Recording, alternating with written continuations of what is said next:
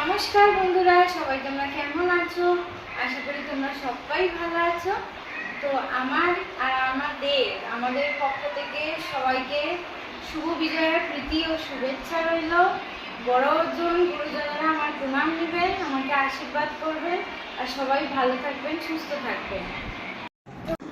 আজ দুপুরে আমি রান্না করেছিলাম খাসির মাংস, উচ্ছে ভাজা আর মিষ্টি। আজকে আমি আমার হাজব্যান্ডকে রিকোয়েস্ট করেছি যে আজকের দিনটা একটু মিষ্টি খাও, কারণ আজ দশমী। সে একদম মিষ্টি খেতে চায় না, তো আমার রিকোয়েস্টটা একটু রেখেছে, একটু মিষ্টি খেয়েছে।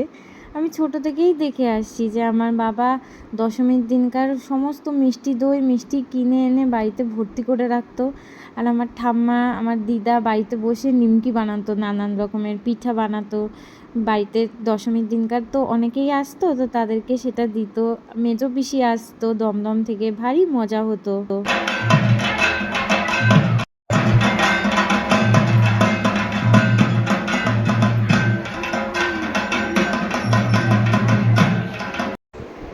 সন্ধেবেলা আমি মাকে বরণ করতে চলে এসেছি, কারণ মা একটু বাদেই চলে যাবেন।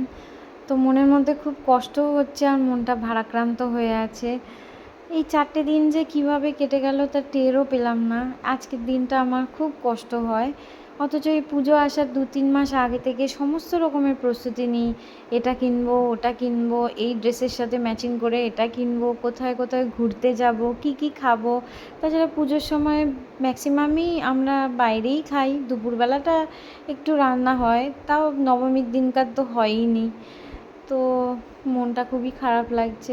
যাই হোক বন্ধুরা, এবারের মতো পুজো শেষ, আবার পরের বার পুজোর জন্য প্রস্তুতি নেব।